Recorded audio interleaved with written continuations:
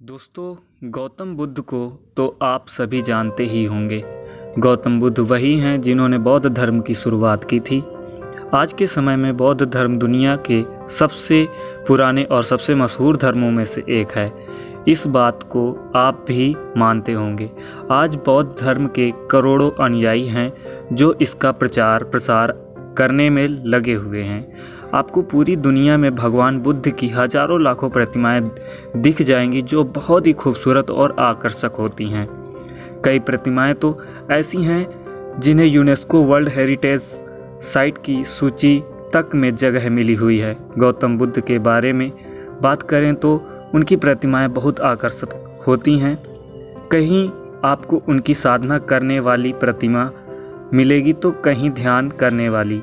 सभी प्रतिमाएं अपने आप में अनोखी हैं। खैर, इन सभी प्रतिमाओं में एक चीज़ सामान्य है और वह है गौतम बुद्ध की हर प्रतिमा में नज़र आने वाले उनके घुंघराले बाल। लेकिन इसके पीछे की असली कहानी क्या है, अगर हम आपको बताएंगे तो आप हैरान रह जाएंगे। क्या है गौतम बुद्ध के बालों का रहस्य? गौतम बुद्ध की हर प्रतिमा में जो आप घुंघराले बाल देखते हैं वह असल में बाल है ही नहीं। तो ये क्या है? जी हाँ, अब आप सोच रहे होंगे कि फिर वह आखिर क्या है। जी, दरअसल गौतम बुद्ध के सिर पर जो घुंघराले बालों जैसी दिखाई देती है जो आकृति, वह बाल नहीं बल्कि ढेर सारे स्नेल यानी कि घोंगे हैं। सुनकर आपको आश्चर्य हो रहा होगा ना कि ऐसा कैसे। तो हम आपको इसके पीछे के भी रहस्य के बारे में बताने जा रहे हैं। आत्मज्ञान की प्राप्ति के लिए बौद्ध भिक्षु करवाते हैं मुंडन। बौद्ध धर्म के त्रिपिटक में से विनय पिटक ग्रंथ में बहुत से दिशा निर्देश लिखे हुए हैं। इन दिशा निर्देशों को माने तो इनमें लिखा हुआ है आत्मज्ञान को प्राप्त करने के लिए मनुष्य का तन और मन दोनों ही बिल्कुल पवित्र होने चाहिए। इस दिशा निर्देशों को मानने हुए बौद्ध भिक्षु अपने तन की पवित्रता के लिए अपने सिर का मुंडन करवा लेते हैं। यही किया सिद्धार्थ गौतम यानी कि गौतम बुद्ध ने। उन्होंने जब अपने राज्य का त्याग किया तो उसी दौरान उन्होंने भी अपना मुंडन करवा लिया था। कैसे गौतम बुद्ध के सिर पर आए घोंगे? कहा जाता है एक बार गौतम बुद्ध ध्यान में मग्न थे। उस दौरान वह पेड़ के नीचे बैठे थे और साधना कर रहे थे। साधना करते करते वह इतने अधिक ध्यान में लीन हो गए कि उन्हें बाहर के बारे में कुछ पता ही नहीं था। बाहरी दुनिया को भूलकर वह साधना में डूब गए। जिस समय गौतम बुद्ध साधना में लीन थे उस समय मौसम गर्मी का था और सूरज ठीक गौतम बुद्ध के सिर के ऊपर था। इस दौरान भी गौतम बुद्ध कड़ी तपस्या में लगे हुए थे। इसी बीच गौतम बुद्ध के पास से एक घोंगा निकलने लगा और उसकी नज़र पड़ी साधना में लीन भगवान बुद्ध। गौतम बुद्ध को इस रूप में देखकर घोंगा एक रुक गया और वह सोचने लगा कि इतनी अधिक गर्मी में भी वह कैसे साधना में लीन हैं।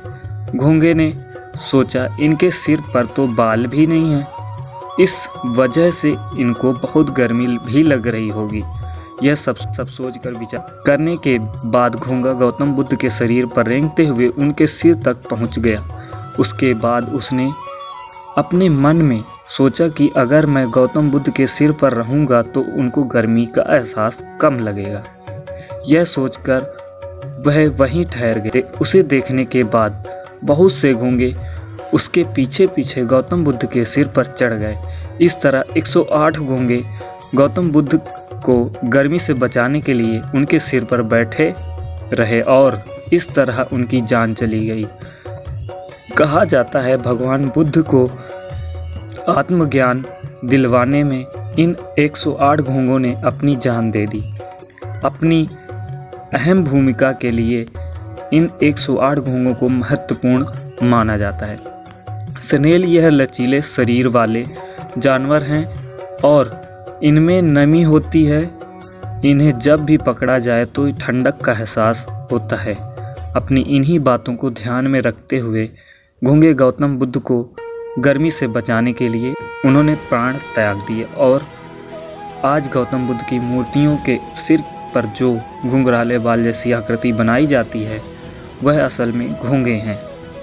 एक अन्य भी कहानी है।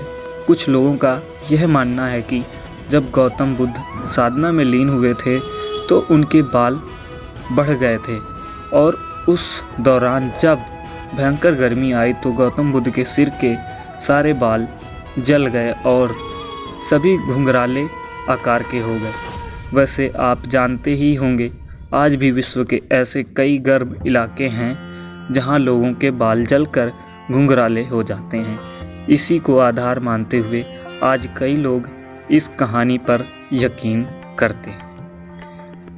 क्या है सच? इन दोनों कहानियों में से कौन सी कहानी सत्य है, इसके बारे में कुछ कहा नहीं जा सकता। सभी की अपनी अपनी राय। तो दोस्तों, आपको ये वीडियो कैसी लगती है आप प्लीज़ कमेंट करके ज़रूर बताइएगा और प्लीज़ लाइक ज़रूर कीजिएगा। Thank you.